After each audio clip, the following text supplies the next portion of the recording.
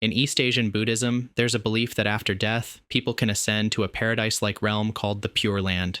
It's a place free from suffering and worries. Imagine that peaceful, clear-headed feeling you get after a moment of deep reflection.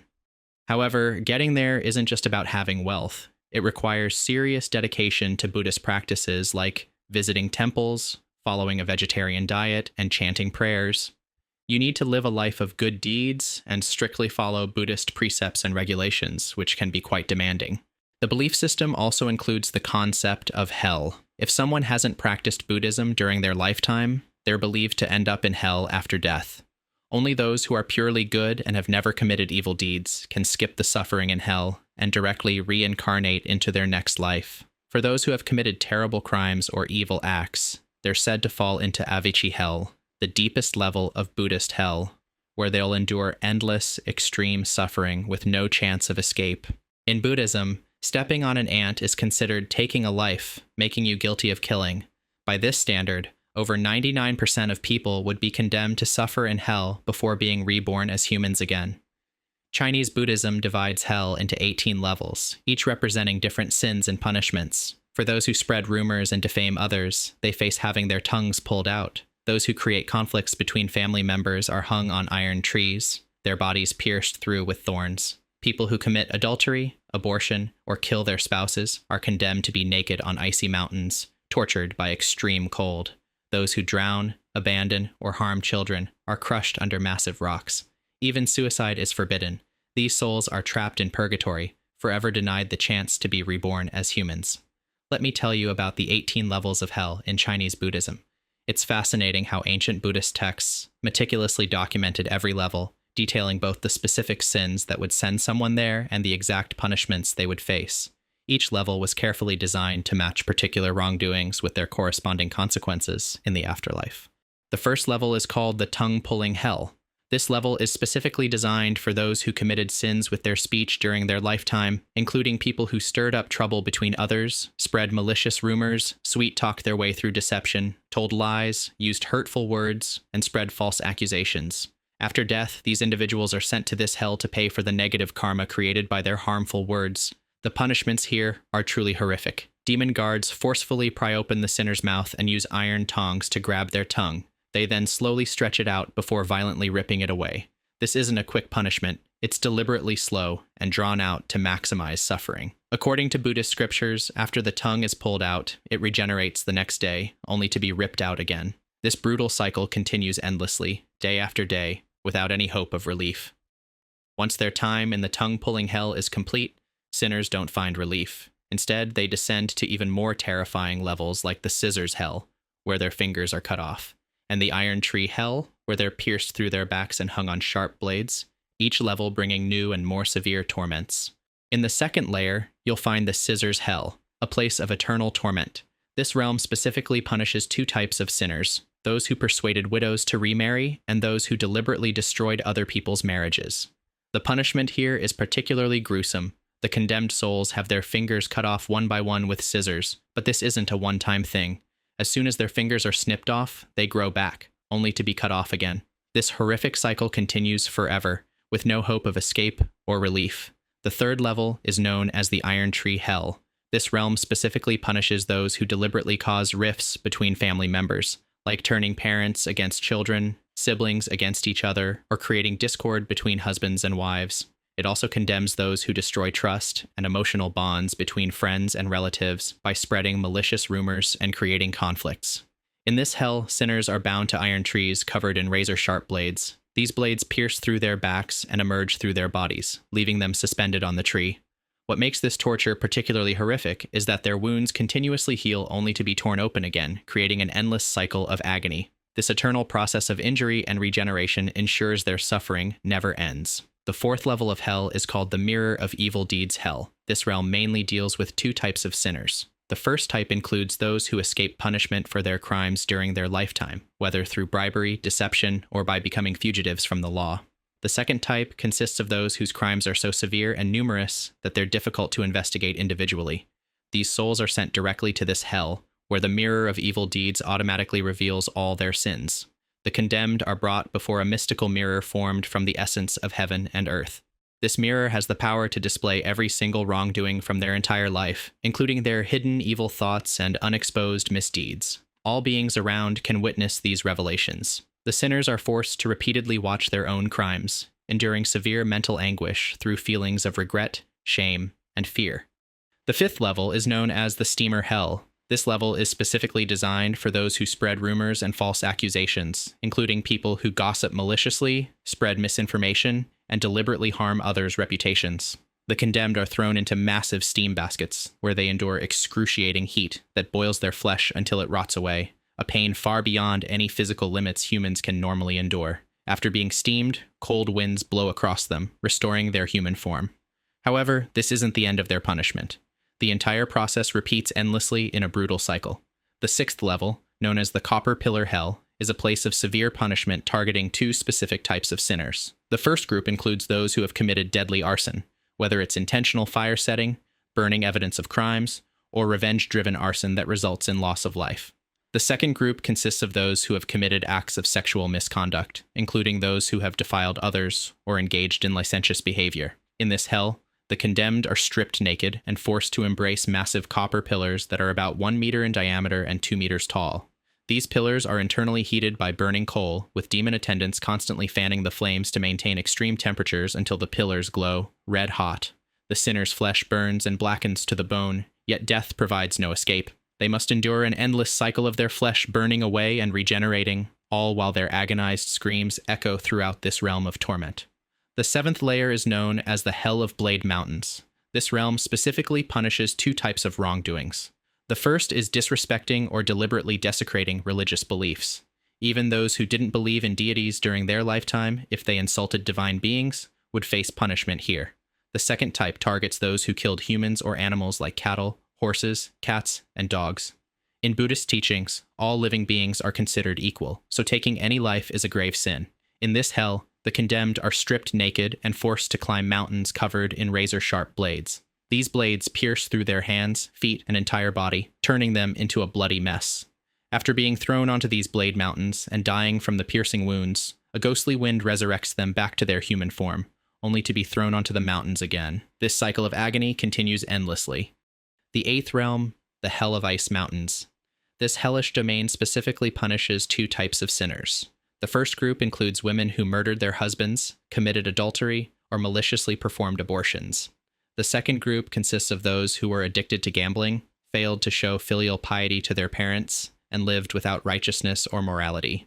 Here, the condemned are stripped bare and placed atop mountains of ice, where they endure unbearable cold that penetrates their very being until their flesh and blood turn rigid.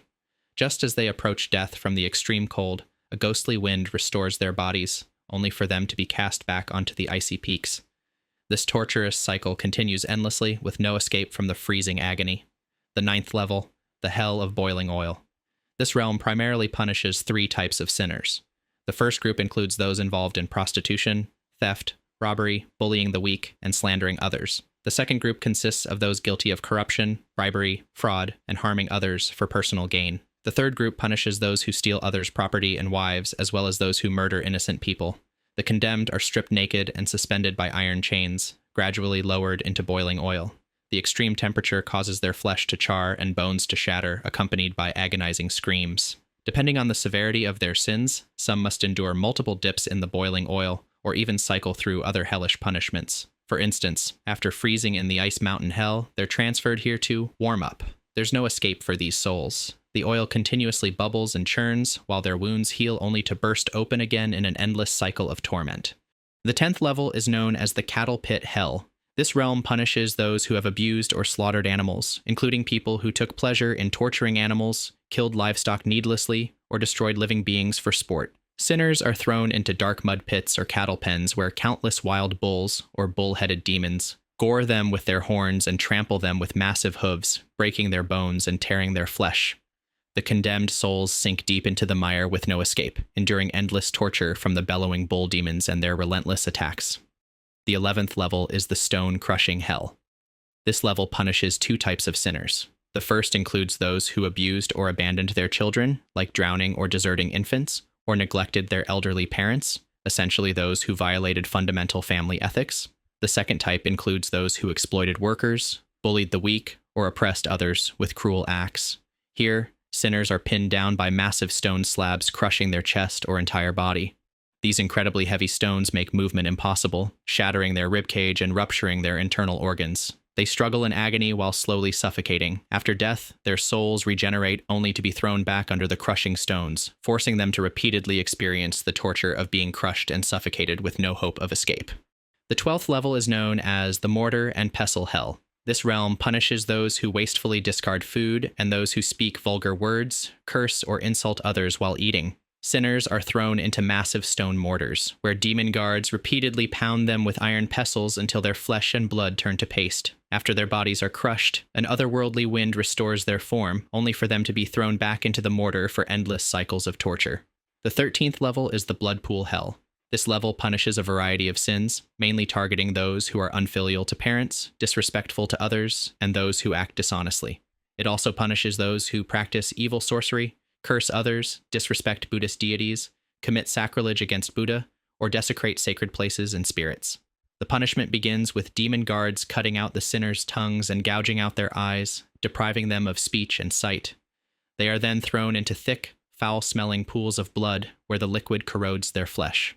The sinners struggle but cannot surface, experiencing simultaneous suffocation and searing pain. Additionally, there are 16 supplementary punishments, including sawing sinners' limbs with sharp blades, burning them to ashes in fire pits, roasting souls in Taoist-style furnaces, and having demon guards tear away muscles and devour bones. The 14th level, the Hell of Wrongful Death. This level punishes those who ended their own lives through self-harm methods like cutting, poisoning, or hanging. It also holds those who died with unresolved grievances due to false accusations or persecution, as well as those who showed contempt for others' lives, betrayed friends and family, or broke promises. For example, people who were indifferent to others' suffering or even caused harm deliberately. The condemned are thrown onto slopes covered with sharp blades or hung on sword trees, where blades pierce their bodies, causing massive bleeding. They're then plunged into boiling oil, their flesh burning and rotting. Spirits are cast into burning furnaces where their skin chars and muscles melt, all while remaining fully conscious.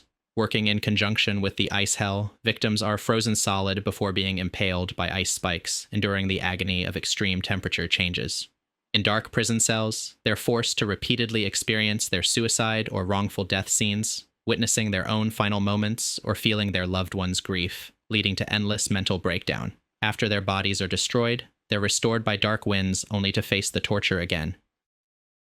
The 15th level, the Hell of Crucifixion. This level mainly punishes grave robbers and those who deliberately desecrate tombs or corpses. The condemned are systematically carved up by demon guards using sharp blades, stripped of flesh until only bones remain. Throughout this process, they maintain full consciousness to experience the ultimate suffering. Once their bodies are destroyed, they're reconstructed by dark winds to endure the punishment again until their sentence is complete.